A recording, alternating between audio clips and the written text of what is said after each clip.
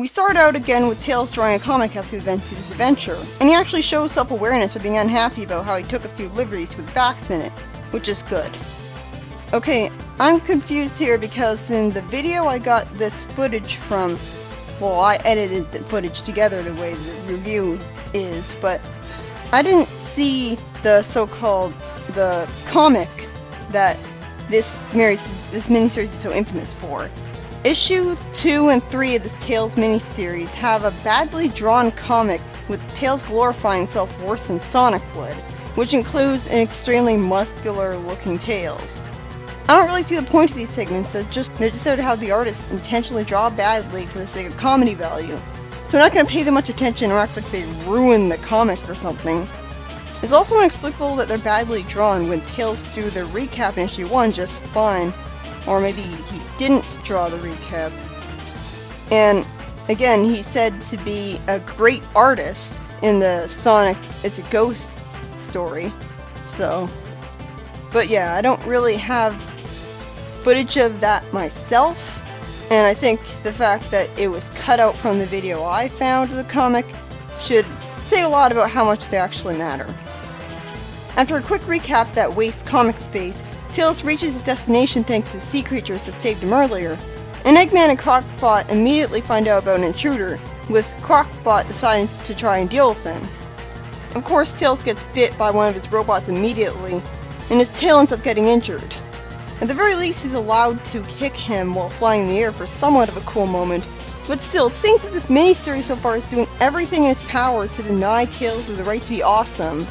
For a second time, we see Tails needing to get rescued by a group of other freedom fighters who have no personalities, with the only one who's distinct at all being the stereotypical hippie. At that point, it's almost as if they realized how bland they were making new characters recently, and were trying too hard to make them memorable. But it just comes off as desperate and annoying, especially since he's just being useless by arbitrarily refusing to fight robots. Also, these characters have the classic problem of arbitrarily referring to each other by their names in dialogue. Don't you agree, Barbie Koala? I do indeed, Duck Bill.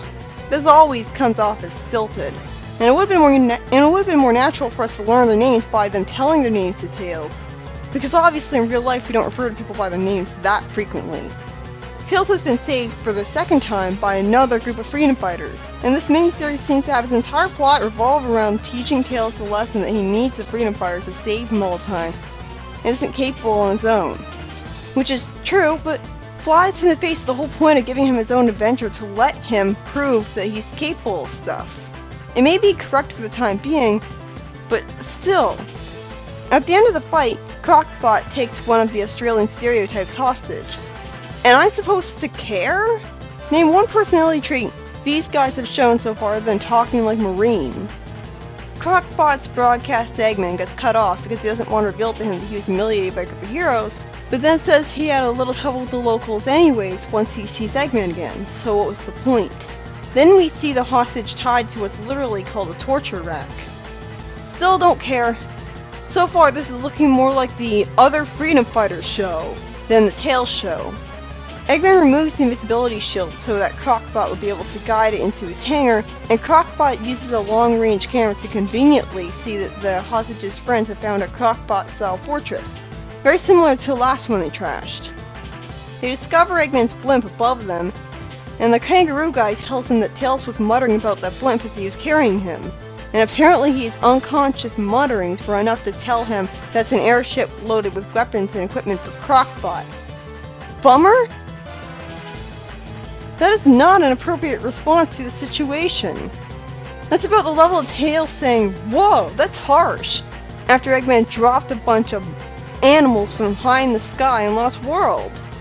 It rips you out of the immersion with its awfulness. Just like with Sally's trainees, the only distinctive character in the group has me hate him. It just feels out of place. At least Tails was able to be useful by his mere existence having them find out that they should really go after the blimp. But still, Tails finally makes up full injuries, being taken care of by the ancient walkers, and an echidna named Ather, and not Archimedes for some reason. That's right, the ancient walkers and an echidna guy who isn't Archimedes are in Down Under. Why? I don't know. They were on Angel Island last time we saw them. These guys sure get around. Do they have airplanes to take them here? Why the hell were they here? Why was Tails brought to them by the Australian guys? Why were they invading the Australian guys' secret base? Don't know. And the issue just ends. This certainly was a middle of the story issue. All it does is set things up for the next issue. It gave Tails basically no moments to show his competence and instead had him effortlessly get beaten up and humiliated while bland and lifeless new characters stole the show. It should really go without saying that in a mini-series dedicated to a character, you make it about that character, doing competent things. This story was none of that. And it was written by Michael Gallagher, so you can't even blame Penders for this, like in the previous miniseries.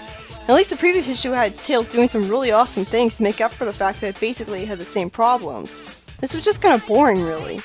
Reaffirming that Crockbot wants to be a villain of his own, which we already know, and introducing a bunch of Australian stereotypes and now to place hippie. Again, the story doesn't make me really frustrated and stressed out like the Sonic Amnesia story or the James Bond parody, but it was disappointing. Tails just can't catch a break. And I can honestly say so far that I liked the Sally miniseries a lot better. I actually enjoyed that. This is just boring, but I'm still excited to see how the next issue will go.